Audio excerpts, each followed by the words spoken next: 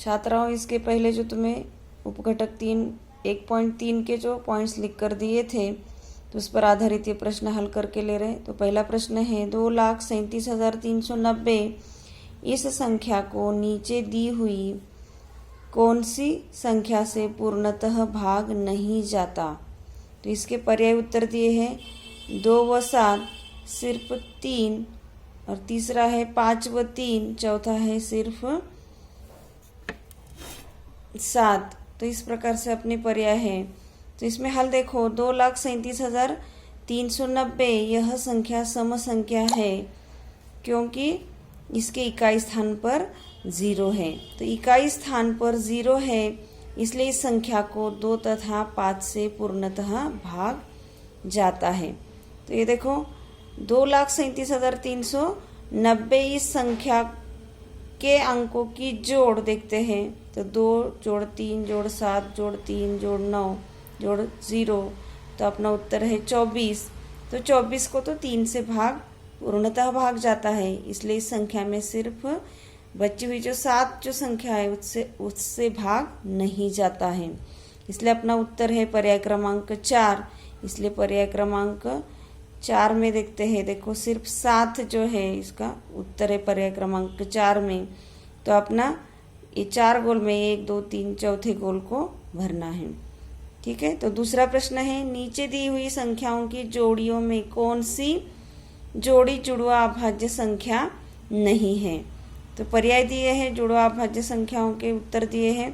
तो एक है 197 और 199, दूसरा है 11 और 13, तीसरा है 3 और 5, चौथा है 599 और 600, ऐसी जोड़ियाँ दी गई हैं।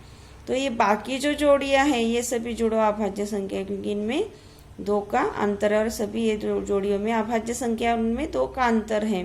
तो ऐसे ही जुड़वा अभाज्य संख्या है, इसमें भी क्या है देखो इसमें 1 का ही अंतर है।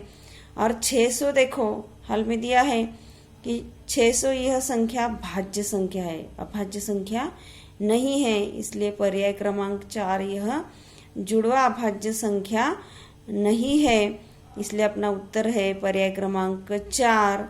599 और 600 ये अपना उत्तर है, जुड़वा अभाज्य संख्या नहीं है, इसलिए देखो इन 4 गोल में से सिर्फ चौथे गोल को भरना है। ठीक है। तीसरा प्रश्न है कौन सी 2 जुड़वा अभाज्य संख्याओं की जोड़ 144 का वर्गमूल है। तो यहाँ पर 2 संख्याएं दी गई, कुछ जुड़वा अभाज्य संख्या दी गई और फिर उसका वर्गमूल 144 जो है 144 का वर्गमूल है, मतलब 144 का वर्गमूल 12 आता है। तो इसमें जो जुड़वा अभाज्य संख्या उनकी जोड़ कितनी आनी चाहिए, 12 आनी चाहिए। तो पहला देखो 1 और 11 ये जुड़वा अभाज्य संख्या है क्या, नहीं है। दूसरा है 3 और 9 ये भी जुड़वा अभाज्य संख्या नहीं है। तीसरा है 5 और 7 ये क्या है, 2 के अंतर से ये जुड़वा अभाज्य, 5 और 7 दोनों भी अभाज्य संख्या और 2 का अंतर है, इसलिए क्या है जुड़वा अभाज्य संख्या। चौथा देखो 8 और 4 ये जुड़वा अभाज्य संख्या नहीं है।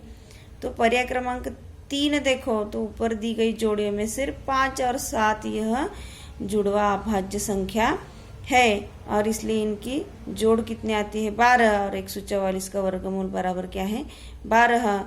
तो अपना पर्याय क्रमांक 3 जो है इसका उत्तर है और इसलिए हमने यहाँ पर भर दिया उत्तर जो है पर्याय क्रमांक 3, इसलिए तीसरे गोल को यहाँ पर भरा हुआ है। देखो तो अगला प्रश्न देखते हैं। चौथा प्रश्न देखो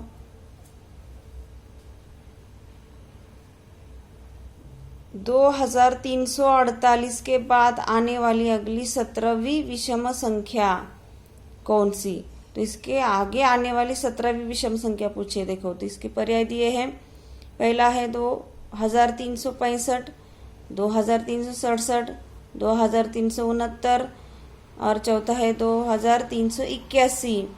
अब देखो बाद इसके आगे आने वाली ऐसा पूछा है तो विषम संख्या पूछी गई है।